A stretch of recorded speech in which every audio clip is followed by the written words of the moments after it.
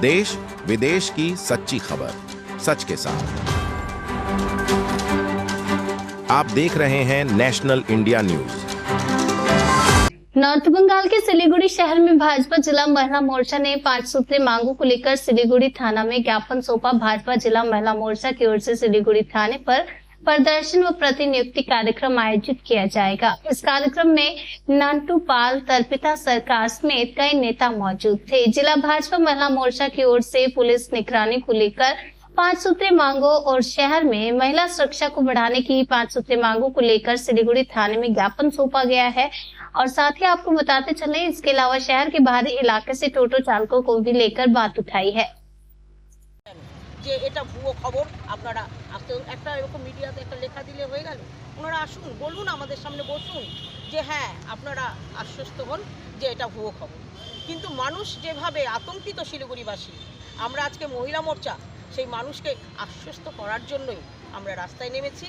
এবং যেসব মানুষরা নিখোঁজ হয়েছে আমরা প্রশাসনের কাছে দাবি করে রাখছি তারা যেন অতি সত্বর তাদেরকে এই বাড়িতে ফিরিয়ে নিয়ে আসা হয়। এবং কেন, কিভাবে, কিসের জন্য হারিয়ে যাচ্ছে সেটাও অবশ্যই আমাদের একটা জানার বিষয় থাকতেই পারে। তা আমরা প্রশাসনের কাছে দাবি রাখছি। এইভাবে মানে দিনের পর দিন যদি মানুষ হারিয়ে যায় সত্যি মানুষ আতঙ্কিত হবে।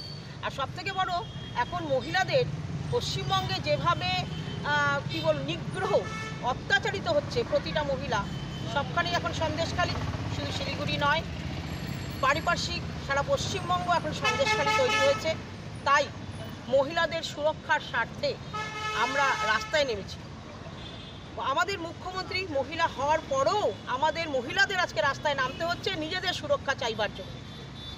তাই যাতে এই ব্যবস্থাপনা খুব তাড়াতাড়ি আমাদের কাছে আমরা সুরক্ষিত থাকি এবং শিলিগুড়িবাসীকে সেই আশ্বস্ত করেন প্রশাসন যে হ্যাঁ আপনারা সুরক্ষিত আছেন, সেটা যেন ওনারা করেন। আমরা সেই আর্জি নিয়ে আজকে আমরা এই ডেপুটেশন ওনাদের হাতে দেব এবং আমরা চাই প্রশাসন এটার দিকে সত্বর দেখুক এবং ওনাদের যেন শিলিগুড়িবাসীকে আশ্বস্ত করেন। এবং যদি সেটা না হয় আগামীতে এই লড়াই মহিলা মোর্চা চালিয়ে যাবে। কত দফা দাবি থাকছে কি ডেপুটেশনে আপনাদের আজকে? আমাদের এখানে 5টি দফায় দাবি আছে। একটা হলো, আরেকটা দাবি আছে যেটা হলো আমাদের এই টোটো, বাইরের যে টোটো সব এসছে, আমাদের শিলিগুড়ি টোটোবাসী আছে তাদেরকে এতদিন তাদের তো আমরা চড়েছি, ইদানিং খুব বাইরের টোটোরা এসছে।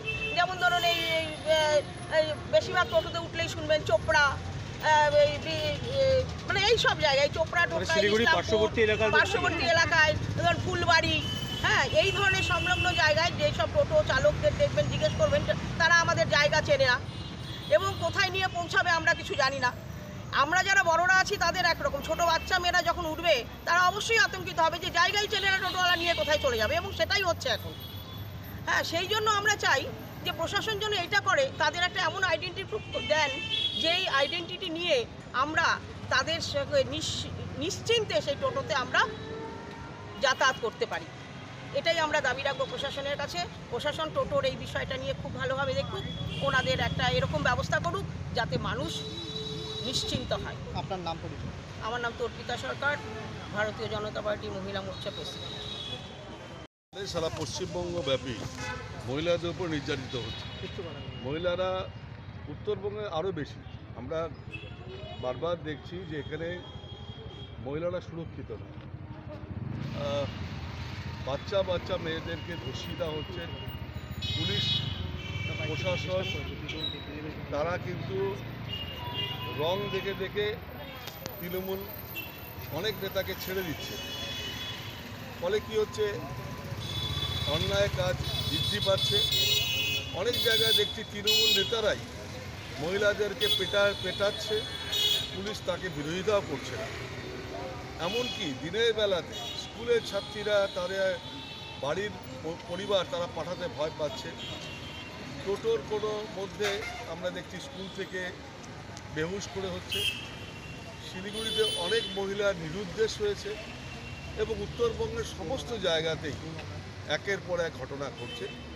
তাই আজকে আমাদের মহিলা নেতৃত্বরা আছেন, তাদের নেতৃত্বে মহিলা মোর্চার সভানেত্রী তর্পিতা সরকার সহ তাদের জেলা নেতৃত্বরা মাধ্যমে আজকের এই থানার সামনে আমরা বলছি যে আইনের ব্যবস্থা কায়েম করতে হবে এবং যারা কালপিট ধরতে হবে, মহিলাদের সুরক্ষিত রাখতে হবে।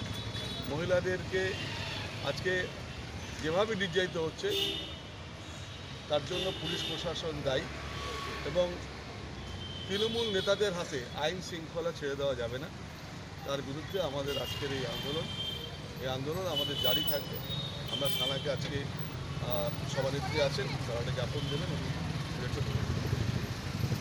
তিনি বলুন।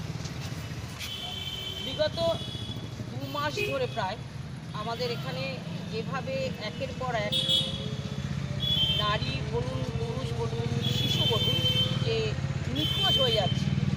ইভেন একটা মানে খুব আশ্চর্যকর ব্যাপার যে বলছে সবাই, মানে এটা আপনাদের মিডিয়ার তরফ থেকেই আমরা দেখেছি, বারবার আমরা দেখেছি এবং জানতেও পাচ্ছি যে এক টোটোতে উঠে তারা হঠাৎ করে হারিয়ে যাচ্ছে, তাদের আর কোনো খোঁজ পাওয়া যাচ্ছে না।